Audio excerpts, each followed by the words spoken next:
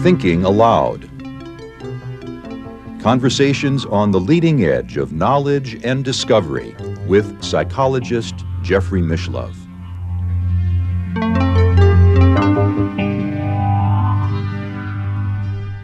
Hello and welcome. I'm Jeffrey Mishlove. We'll be exploring information and misinformation in the UFO field today. With me is Dr. John Alexander, retired U.S. military colonel and author of several books, including The Warrior's Edge, Future War, and UFOs, Myths, Conspiracies, and Realities. Welcome, John. Thank you, Jeff. It's a pleasure to be with you again. You did your original doctoral research, as I understand it, in the field of near-death experience. As you may know, Elizabeth Kubler-Ross was the head of my committee. Yes. And she is one with Ray Moody who coined the whole field of near-death experience. Mm-hmm. You're a past president of the International Association for Near-Death Experience. Correct. And it's a window through which you see the world in many ways. The near-death experience is sort of a portal into a wide range of inexplicable subjective experiences that people report. Very correct. As we mentioned, in all of my presentations in various phenomena, I have a slide, and in it shows near-death experiences, afterlife communication, psychokinesis, UFOs, spontaneous healing, even cryptozoology, like Bigfoot, because it is my premise that somehow these things are connected. Well, that's a good premise as far as I'm concerned, because it's an interdisciplinary approach. And in all of these fields, there is a tendency for people to operate within what some people call their own silo, separate from each other. Yeah, we call it stovepiping, and we found that to be very true. People are interested in, poltergeists and PK and UFOs to the exclusion of other things, and I believe that's a mistake. So a certain form of, I'm going to call it something analogous to color blindness, occurs from people who are approaching these unusual phenomena through one or another stovepipe or silo. Yeah, we'd call them scotomas, which are blind spots. Yes. Because the item is there, you just choose not to see it. Now, there are other forms of misinformation, though, that are even more profound than just having a blind spot, because you've got people out there who are deliberately creating misinformation in many of these fields. Oh yeah, the problem for me with hoaxes, for instance, I do not think that they're benign. Many of we have skeptics, if you will, who intentionally create hoaxes, but to the exclusion of the possibility that there is something that's potentially real. And I think that it does a great disservice to the field and to serious scientists. One of my agendas, if you will, is to assist in making permissible for senior scientists to investigate these areas without risking their reputation or potentially livelihood. And that's been a big problem. You can become tainted very easily just by mere association. I have some specific examples with, Scientific American attacked me ad hominem. It was interesting because the issue at the time had more to do with my work with non-lethal weapons, but they said since I was interested in phenomena, my judgment should not be questioned. And anybody who has an interest in the paranormal is automatically suspect. That's correct, unfortunately. And I think that's what keeps many good scientists away from it. We have many friends, I'm sure mutual ones, who are top-notch scientists who are interested, but just say, don't want my name associated with it. The field is kind of loosey-goosey. And in fact, we have a mutual colleague, a Nobel laureate physicist, who on one occasion was disinvited from a physics conference simply because he had an interest in the paranormal. Right. And that's a very sad mistake because, I've traveled all over the world.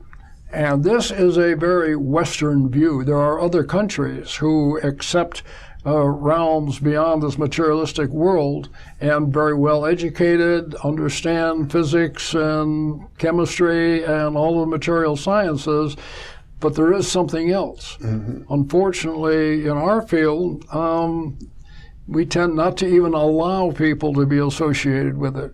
Yeah. Now, many people believe about you that you're a government agent, that your role is to spread misinformation, that there's a massive secret space program, and that one of your duties is to help cover that up. Yeah. Well, I have been associated with the government for about half a century. I keep saying I have good news and I have bad news. And, the good news is, in general, the government's been telling you the truth. The bad news is the government's been telling you the truth, because as an institution, they tend not to care. Yeah. Now, that's very different from individuals who have personal interest in it, but that does not translate to institutional interest or responsibility. I've told people straight out, nope, I won't lie to you. I will tell you what I know, and no, there are things from a classified arena that are not discussing. None of them have ever fallen into, any of the phenomena that is there. Tends to be more social sources and methods, if you will. For instance, what are the operating parameters of certain satellites or sensor systems and all that. But no, I understand. The problem of rumors, and I think we're going to get into information and how that has really changed in the last few decades. But let's be clear about what you just said, because it was a complex thought. I think what you're saying is that within the government, there are individuals who have a lot of knowledge and a deep interest in various aspects of the paranormal. It could be remote viewing, it could be UFOs or other areas, but there does not exist, to your knowledge, any kind of large-scale government programs. No, and one of the things, remember, with phenomena, many of them have had personal experience. I mean, this is true throughout. Across the whole population. So you would expect to find that. Remember, we're talking about the government, we're talking millions of people, and you do amortize that over time. We know, for instance, that 7% of the population, about adults, have seen UFOs or things that they believe to be UFOs. That is true for the government population as well. Near-death experience. We know that a fair number of people have had near-death experience, have had encounters with precognition, psychokinesis, things of this nature. So they come from it position of having had personal experience and knowing it's real. The problem is when you try to translate that to an institution, because the institution is bound by different values and belief systems. I've always said the problem is that you run into the values of the big system. I talked a lot about creativity. Creativity is very easy to say. It is not necessarily easy to do, because it runs into these problems of what the big system wants and what you can and cannot do. Now, we live in a new era, the era of the internet. It's an era that when you and I were younger didn't exist at all. Correct. Now, I know there are many people who've grown up with the internet their whole lives, but you and I both remember a time well before the internet. But that has changed the way in which we receive information. It's changed on all facets of information. When we had something called Task Force Delta, which was the very early on iterations from ARPANET, we were transmitting information at 600 baud. Now, what that means for people who don't even know what bauds are, you would literally see each letter being typed out, not pages and reams. So the speed of communication has changed dramatically. The problem that I see we have, I mentioned that I think we've entered the age of ignorance. We had, from agriculture to industrial age, the information age, and I think that we've now entered. And the problem is there's no there's no understanding or check on the veracity of information. You just get inundated with data with no analysis. I think there's a problem in education. Google has actually contributed to that. You can get the answer to anything, just look it up. What is lacking is the ability to in-depth analysis, to check provenance of the data. And counterfactual information just abounds, throughout the blogosphere. And certainly, because of the controversies surrounding UFOs, parapsychology, cryptozoology, and other related fields, the opportunities for misinformation are greater than ever. Oh, it is. And there are people who just like to make stories up. And on the other hand, as you know, we've got some instances where I was telling you that we have cases that I've heard that if I had just heard the information in and of itself, I would have offhand discounted it. Yeah. And yet, when you start having firsthand experience with it, you start saying, wow, there are pieces that are accurate. Using the filter system is extremely difficult. And again, this is where the critical analysis and thinking is not something I think we teach enough of in the educational system. Well, it's very tricky. You need specialized knowledge. You were telling me earlier, for example, about some material that you came upon describing a secret program in the U.S. government having to do with Area 51 and alien technology. And if you didn't have a lot of detailed information about how the military works, it would seem to be truthful. Well, that's one of the huge problems. Of course, secrecy in and of itself lends itself to conspiracy. No doubt about that. But some of the things are just demonstrably false. And yet it starts getting told and retold. And one of the problems with the internet is that this information just feeds on itself and keeps coming back. You start hearing it from multiple sources, and the assumption is there must be some validity to it. And of course, there may be a profit motive involved for some people. I know there's a large video network on the internet that's widely promoting people who claim to be personally involved in a massive secret space program operated by the U.S. government. Yeah. Well, we've heard, for instance, very recently that there's a secret space program that is 10 times the size of Apollo. Now, when we went to the moon, it was a massive program, and NASA was getting 4% of the national budget. If I believe it was 10% or 10 times, you'd be talking 40% of the national budget being dedicated to the secret program that nobody knows anything about. I mean, it's just, as I said, counterfactual, demonstrably false, and yet reiterated time after time. I hear occasionally from viewers who insist that it must be true. Of course. Yeah. It's on the internet. It must be true.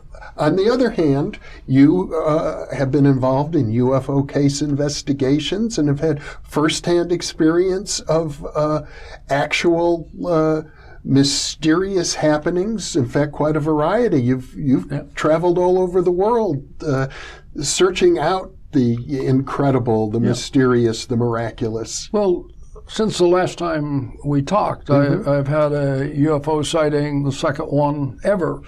It came from an individual who, if I heard the story as I did originally, I would have just discounted it. This is too improbable to be true. Yes. It comes complete with all of the things, with UFOs, with creatures of some kind, with robotics, missing time, changes that take place. I said, that's really interesting, and I'm willing to go, as you said, personally investigate. As it turned out, I went down and the individual showed me exactly where this had taken place. We were standing next to his car discussing it at the time. And what's important here is a temporal relationship because, I sense they're here. And within 15 seconds, something pops into sight above us and goes zipping off. Now, it's not you who sensed they were there. It was this individual. This individual who was something of a contactee. It is. He has a host of phenomena. Mm-hmm. One of the problems that we have with many of these is we tend to look at them as discrete incidents that happen once over time. Now, in his case, there was a massive incident that occurred, a number of people involved, but since that time, other things have continued to happen. Mm-hmm. I might mention, we earlier talked about near-death experience, and that's one where I think we would rethink that because we thought, again, it was a discrete integer in time that with this very short period you were out of your body, etc., close to death. Mm-hmm. One of the things that we learned early on is that when people came back, not only did they remember it, but things like clairvoyance, precognition, psychokinesis tended to follow them so that these incidents continued to occur. And the same thing occurs often with UFO contactees. Correct. Mm-hmm. And you get similar stories in the shamanistic traditions. Right. Yeah, we just back from Brazil, as a matter of fact. We went to a Umbanda ceremony, and my wife was interested in those fields. Now, in a previous experience in Curitiba, I actually saw her become possessed. And that went on for about 20 minutes. And when you say possessed, you mean possessed by some sort of spiritual entity? By some external spiritual entity. She does not remember who, what. What happened there was that went forward for a healing. The priestess put her hands out, and she says she felt something jump into her. The next thing you know, there were about 300 people there and only about 10 gringos, foreigners. Actually, they were foreigners from various countries. And Victoria's out whirling on the floor with everybody who are used to seeing possession, by the way, quite amazed because it doesn't happen to foreigners. In Rio, that culture in Brazil, it's commonplace. It is. Now, in April this year in Brazil, I had another experience like that going forward with a goddess coming forward and talking to her. I use Brazil as an example because I tend to deal with some very high-level people there, ministers, senior military people. You mean government ministers? Yeah, the government, yes. And the point is that they come from Western traditions and education. Yes. And yet accept the spiritual realm as kind of with a reality that is not true in the United States. Well, the question, when your wife, Victoria, entered into a state of possession, was she actually being possessed by some sort of an autonomous entity, or was she entering into a kind of cultural trance? Well, that's a very interesting question, very hard to determine. Yeah. I'd suggest her for an interview for this, but it was definitely something going on. Does not remember when they came up to me at the time because I was taking a lot of photographs. First asked if I was a reporter, and I said no, it's my wife. And they go, well, it'll be okay, trust. And about 20 minutes later, and they took some time and brought her down. And she didn't remember what had occurred. Well, that's very much not Victoria, being the center of the crowd dancing. But it's not so different from a UFO case where people experience missing time and many extraordinary things happen to them and they have only a vague memory of what had occurred. That's true. And the point there is that they come from all across the spectrum. But you also have the problem of some contactees who do get in from a financial motivation and start telling stories and creating religions and things of that nature that, just really drags down the field. And this is one of the reasons why, getting back to scientists, are just saying, I don't want to be tainted. It's this tar baby approach that if I touch this, it's going to then be attributed to other things in what I call the straight world. Well, it seems as if that's an intractable problem because the paranormal seems to be almost inseparable from the realm of misinformation and fraud. Well, as I said, I think we've entered this age of ignorance. I think that's going to be true kind of across the board. I mentioned earlier an interesting book called Lies, Inc., where you have institutions that are using these things very intentionally. The example, of course, you had with the tobacco industry, where all they did, they weren't denying that tobacco caused cancer. They were just trying to raise questions about it. Raise doubts, We yes. see that today in various healthcare. You see it in certainly the global climate change and whatnot. The issues are it's not true. It's just that, well, maybe it's not, and trying to get the public to disregard the facts. And they get overwhelmed. Now, part of it is the issue. You can get overwhelmed and just say, I don't know how to deal with this, so I won't. Well, don't normally talk about politics on this program. It's not a political program, but I have to say we're living in an era where political boundaries about truthfulness have never been bridged so widely. Yeah, that's absolutely true. The article I just wrote, and when I say the problem is we have two candidates, or the leading candidates in both parties have the highest negative ratings that have ever been issued. There's almost no factual fact-checking in the information, and even if it comes out, the problem we have is that we have switched from information and facts meaning something to pure emotion. And one of the things that concerns me is when people just say, I don't care. You don't care about facts. Part of it, I think, is just getting inundated and overwhelmed. Yeah, and certainly, if you're going to be an observer or an enthusiast or a student of the paranormal and related phenomenon, you've got to use as your guideline what is factual and what is not. That's correct. And unfortunately, we can't do that. And you do there also get the emotional aspect of it as well. But remember, if we're right, and I submit that it is a fundamental shift in thinking, that we are more than the material universe. You're more than a material being. What we find dealing with shamans all over the world who accept a spiritual world, which we kind of categorically dismiss in our materialistic view of the world. But there are other worldviews. I agree with you completely that we are more than how we're conceived to be from a pure physicalist, materialist perspective. And yet, on the other hand, I feel that the empirical sciences, based on the five senses, is still our best research tool. Well, the problem is that, with science we say we'll follow the data. That's not exactly true. We'll follow the data as far as it meets our preconceived ideas. When you start getting outliers. See, what interests me, in NLP we talk a lot about this. NLP being neuro-linguistic programming. What's inside and outside. And most people look for what are the things that fit into the boxes or designs that we have. Yes. To me, the more interesting aspect is what doesn't fit, and then why doesn't it fit, and does it meet some of the scientific rigor, which I think can be checked. Yeah. Well, that sounds like a very scientific attitude.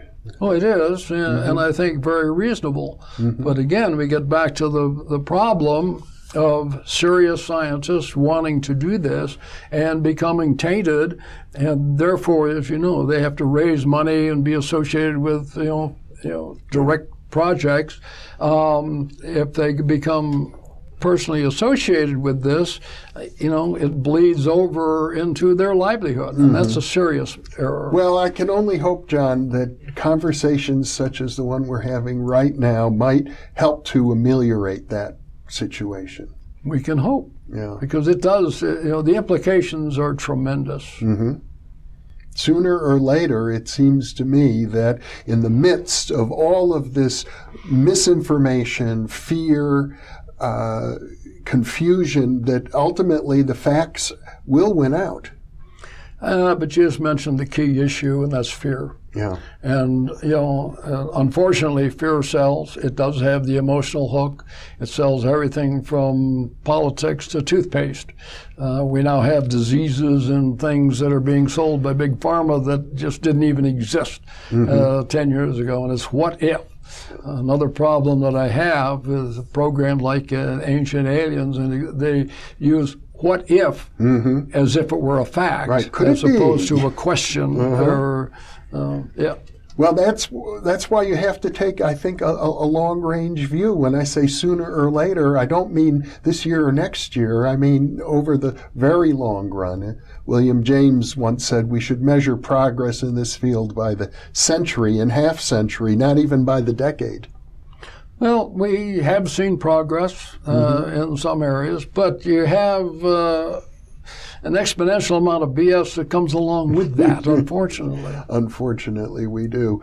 Well, John Alexander, it's been a pleasure having this discussion with you, and I want to commend you for your willingness to get involved, to get down on the ground, to meet with people, whether it's in Brazil or in the South Pacific or the deserts of Africa or the swamps of North Carolina, to find a phenomenon where they present themselves. It's there. You just have to go look. Thank you so much for being with me. Thank you. And thank you for being with us.